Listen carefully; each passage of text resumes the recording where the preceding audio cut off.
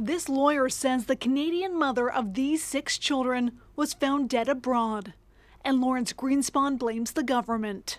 This was a completely unnecessary, tragic death. Canada repatriated the woman's 4 boys and 2 girls in May from this detention camp in northeastern Syria.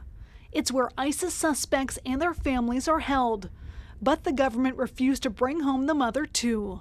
If Global Affairs had permitted mother to be repatriated with her children, she would still be very much alive today. He says the Canadian government told him it wouldn't help get her out of this camp because she posed a security risk. So he says she somehow escaped in March to try and get herself home. In June, she was arrested in Turkey, charged with being a member of a terrorist organization. On October the 15th, she went through a trial in Turkey and was acquitted of the charge.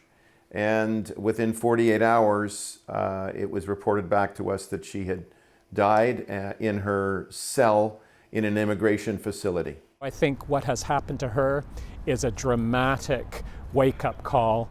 This human rights lawyer was part of a delegation that visited the mother and her children last year at the camp.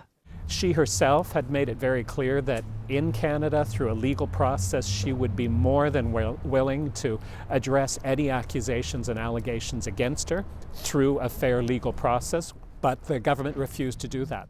Some say the government's refusal is telling. She could have been capable or intending to carry out an attack in Canada, or even at a slightly lower threshold, that she was still very radicalized within the Islamic State jihadist ideology and could influence other people here on Canadian soil. There's never been any evidence to come forward to substantiate any allegations of that sort. Global Affairs Canada said it's in contact with local authorities in the region, but won't share any other information citing privacy concerns. The department also didn't respond to the allegation that it's to blame. Actually, some of those involved are now calling for action.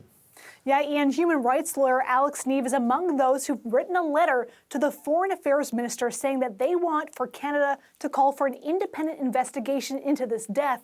They say that it raises troubling questions like how it's possible that a 40-year-old suddenly died just days after this acquittal. He says the women's children will want to know those answers. Ashley Burke reporting from Ottawa tonight.